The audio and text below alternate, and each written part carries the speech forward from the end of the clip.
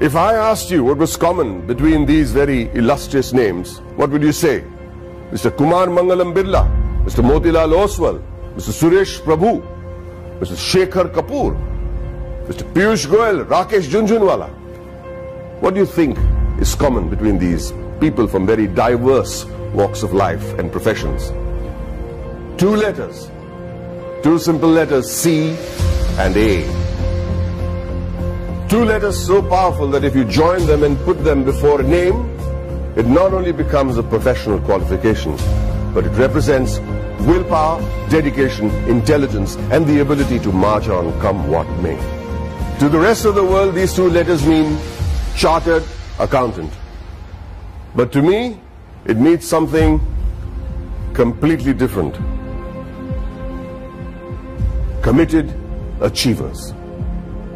Let me tell you a story about a committed achiever. A young girl was wrongly prescribed penicillin for a common cold. What happened was that she became visually impaired. A 9-year-old became blind. She decided to become a chartered accountant. Her name was Rajni Gopal. So what if she was visually impaired? The world may think of it as a handicap, but she did not. In another story, the daughter of a man who sold coffee outside Borivali railway station on a bicycle decides to learn English in the 7th standard. And she fails. Tries again, fails again. She goes on to become a chartered accountant. Did she ever think that language would be a barrier? She did not. Did she ever think that her financial status would be a barrier? She did not. All she wanted to do was become a chartered accountant, a committed achiever. The only place where achievement comes before commitment is in the dictionary.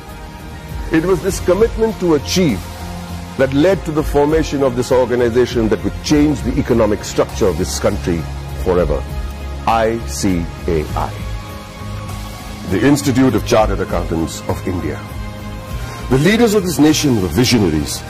They knew the role chartered accountants would play in developing the country, which is why on the 1st of July 1949, a year even before the Constitution of India was formalized, an Act of Parliament gave birth to ICAI.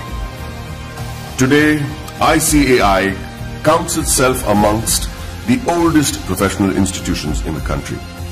Born as a regulator of accounting profession to aid the economic growth of the nation, it is the second largest professional accounting and finance body in the world in terms of members, with a current roster of about 2.5 lakh members and counting as I speak, with a presence of about 71,000 female chartered accountants and 3.5 lakh girl students.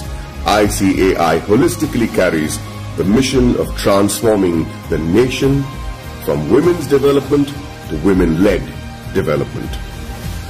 During its eventful journey of 70 years, ICAI has become an integral part of the Indian economy, taking it on the path of the fastest growing economy in the world.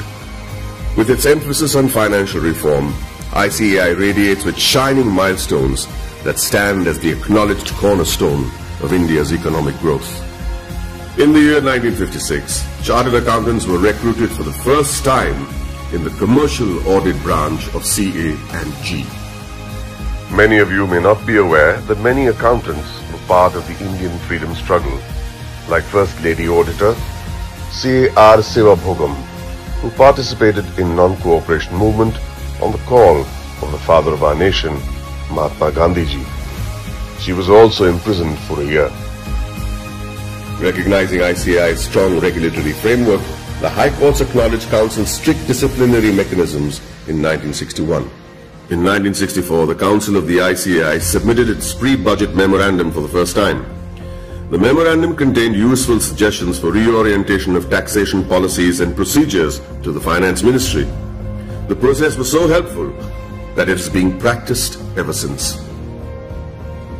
In the 70s, the ICAI started rendering free advisory services to SMEs and small taxpayers on maintenance of accounts, tax paying and other financial matters.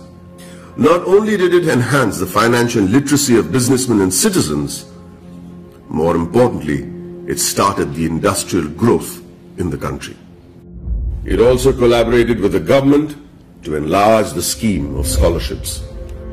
With all humility, I wish to mention that in the year 1972, ICAI members had provided pro bono professional services to the heirs of the Jawans and officers of the armed forces who sacrificed their lives in the war.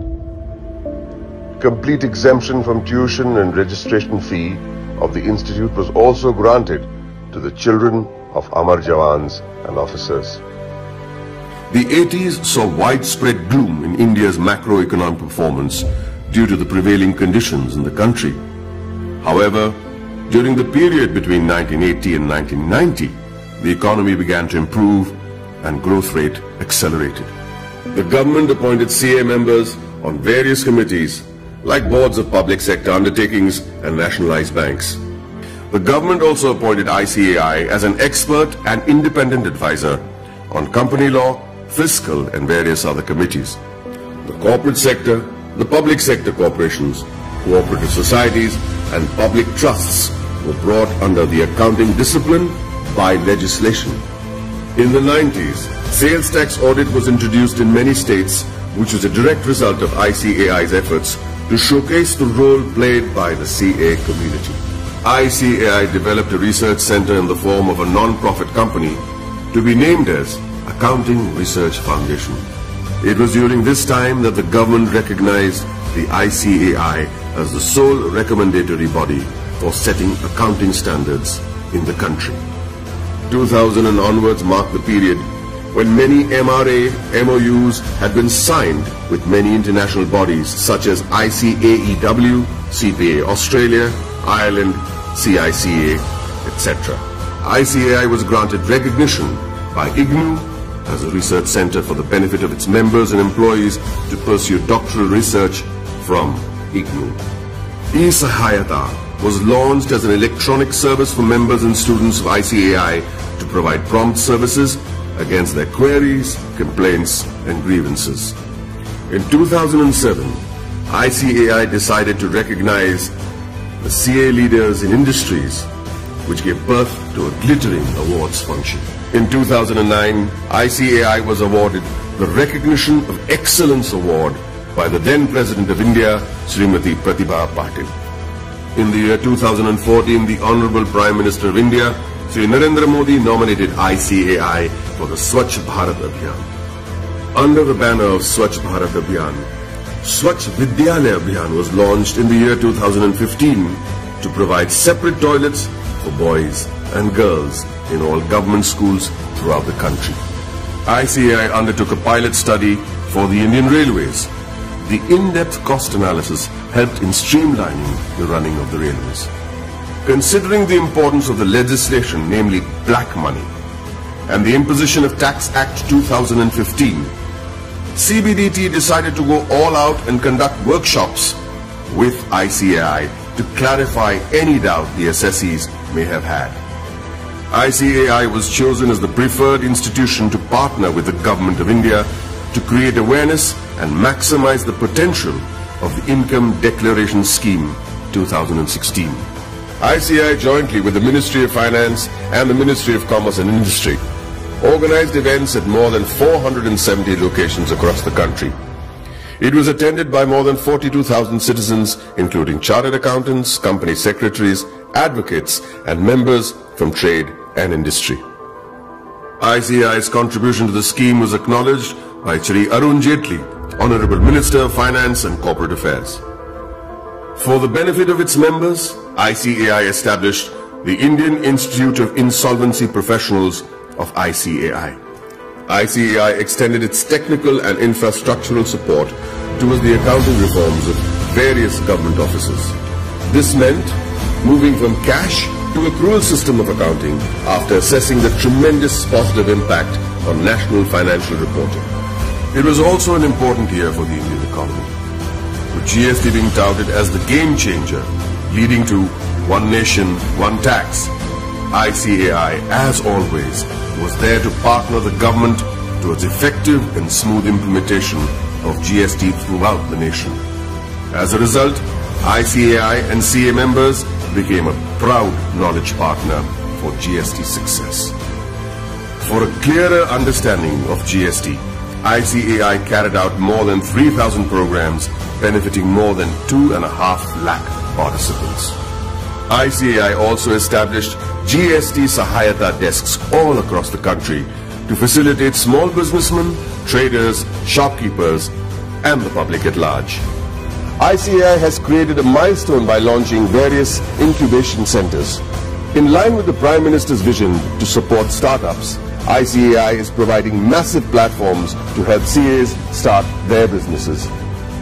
Not many people know that there is an accountancy museum in India, or that the ICAI is the first accounting body in the world to start a digital accounting and insurance board, or that there are 3 forensic labs in India to monitor financial bungling and frauds. With this, the ICAI is keeping its eyes and vision firmly on the future. The ICAI has a very strict code of ethics. Its motto is taken from the Upanishads, Yayeshu Sapteshu Jagriti, which translates as the one that is awake in those that sleep. Here's to the guardians who stayed awake and protected us while the rest of us slept. I'd like to salute this institute for the work it has done in the past 7 decades and wish them the very best in the years to come.